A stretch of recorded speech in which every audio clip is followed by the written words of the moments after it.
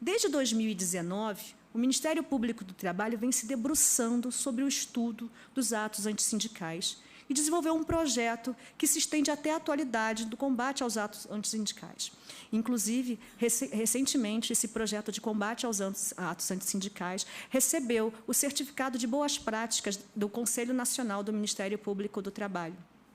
No bojo desse projeto, foi confeccionado um manual que combate essas práticas, considerando-se como condutas antissindicais qualquer prática que busque impedir, prejudicar ou violar a atividade sindical e as liberdades sindicais. E dentro dessas práticas antissindicais contra os trabalhadores, podemos citar algumas, como impedir a filiação sindical e estimular a desfiliação sindical, sanção aos empregadores por greve, proibir assembleias ou engajamento, utilizar meios de comunicação para ataques e ofensas aos sindicatos, seus dirigentes ou afiliados por meio de fake news. Aliás, isso é algo que vem acontecendo cada vez mais facilidade, porque com as redes sociais, com a liberdade que se tem de se ocultar atrás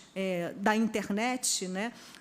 vem se disseminando também práticas antissindicais envolvendo fake news. E, como exemplo, aqui eu trago alguns para vocês em relação a fake news, que é, por exemplo, a criação de perfis falsos em redes sociais com a finalidade de viralizar visão contrária à atuação do movimento sindical, como se o pôster partisse de trabalhadores da sociedade. A criação de memes contrários aos movimentos grevistas com a finalidade de persuadir trabalhadores a se voltarem contra eventual mobilização. Criação de notícias falsas ou incompletas sobre supostos abusos cometidos por sindicatos em face dos trabalhadores, a criação e difusão de conteúdo em redes sociais para atacar a estrutura sindical e seu respectivo sistema de financiamento, baseado em informações falsas, a fim de estimular e instrumentalizar um movimento coletivo de esvaziamento do financiamento nas estruturas sindicais.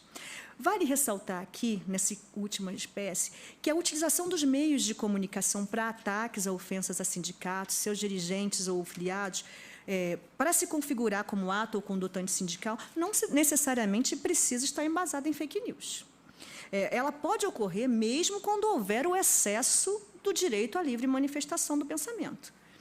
para impedir, prejudicar ou violar a atividade sindical e as liberdades sindicais. Por sua vez, dentre as práticas antissindicais contra as entidades sindicais, podemos citar os atos de ingerência na entidade,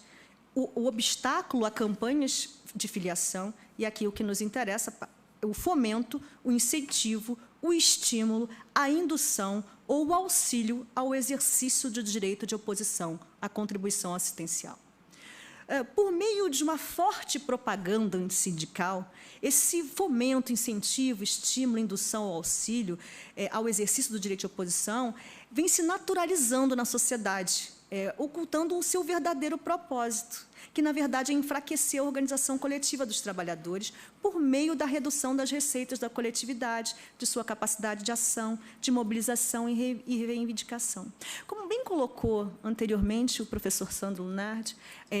muito se fala sobre essa cobrança em relação à contribuição assistencial em relação aos não sindicalizados. Mas quantos já ouviram falar da cobrança que é feita, que é dada, né, o valor que é distribuído aos sindicatos patronais em relação ao Sistema S? Curiosamente, nós temos 2 pesos e 2 medidas. Entra aí a representação social negativa e a propaganda antissindical que vive o país, principalmente em relação à organização dos trabalhadores. E isso é feito, principalmente, por meio de um equívoco interpretativo da liberdade sindical, entre o direito à não contribuição e o direito à não associação nos embates jurisprudenciais e doutrinários, como bem já foi colocado aqui no painel anterior, né? Quer dizer, a mera circunstância de previsão de contribuição assistencial, erga omnes, nos instrumentos coletivos, não equivale a tornar ninguém associado a uma entidade sindical. No máximo, pode-se falar em um direito à não contribuição, mas jamais em violação ao direito de associação. As contribuições sociais, é preciso deixar isso muito claro, elas dizem respeito ao financiamento da coletividade, da categoria, do grupo que é representado. E como a CONALHE já teve a oportunidade de se manifestar, inclusive na fundamentação da orientação número 20, que foi até tratada também, trazida aqui pelo professor Lunardi, quando se trata de uma norma coletiva ou da decisão de estabelecer uma contribuição, o que se quer dizer é que os trabalhadores coletivamente, exercendo a sua autonomia privada coletiva, em uma assembleia democrática, de acordo com seu estatuto e a lei, optaram soberanamente por firmar uma norma coletiva e incluir mencionada contribuição. Vejam quantos requisitos nós temos para até chegar até a instituição dessa contribuição. Portanto, a instituição de uma contribuição assistencial é o resultado dessa decisão coletiva de toda uma categoria. Então, isso significa que essa decisão é um produto dessa autonomia da vontade e não da entidade sindical ou dos seus dirigentes, como tanto se faz crer nessa propaganda antissindical que tanto ouvimos. Essa decisão construída coletivamente, na verdade, ela é muito mais complexa do que pode ser expressa em termos da dicotomia sindicato versus trabalhador, porque no direito coletivo do trabalho há uma relação entre os reais sujeitos em conflito, estando de um lado, como também já foi colocado no painel anterior, a autonomia da vontade coletiva e o trabalhador coletivo do outro. É da essência das normas coletivas o caráter erga omnes, atingindo integrantes da categoria, independentemente do desejo pessoal do trabalhador. Em outras palavras, as cláusulas fixadas em norma coletiva, como, por exemplo, a que estipula a observância de um banco de horas, incide sobre o patrimônio jurídico dos integrantes das categorias respectivas. Quantas vezes já não chegou nos tribunais exatamente o questionamento, às vezes individual, em relação à questão de banco de horas? E, no entanto, o posicionamento que vem sendo adotado é de que ele é válido porque ele foi definido em acordo com a convenção coletiva. Então, é razoável compreender, principalmente após a reforma trabalhista, que consagrou-se um maior espaço de criatividade inerente a essa autonomia privada coletiva dos trabalhadores, também quanto à instituição de contribuição negocial.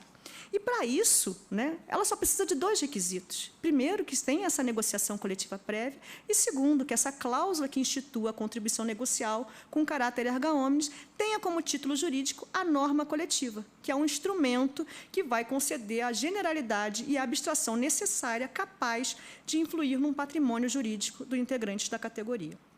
Exatamente nos moldes do voto do ministro Luiz Barroso, ratificado e integrado no voto do relator Gilmar Mendes, e que coincide com as decisões proferidas pelo Comitê de Liberdade Sindical, principalmente nos verbetes 325, 326 e 327, que, em linhas gerais, atribui às convenções coletivas a possibilidade de estipularem dedução das contribuições sindicais de não filiados que se beneficiem da contratação coletiva sem obstáculo de natureza legislativa, e, nesse ponto, temos que tomar cuidado em relação a esses projetos de lei que estão em trâmite, e também sem a ingerência por parte das autoridades.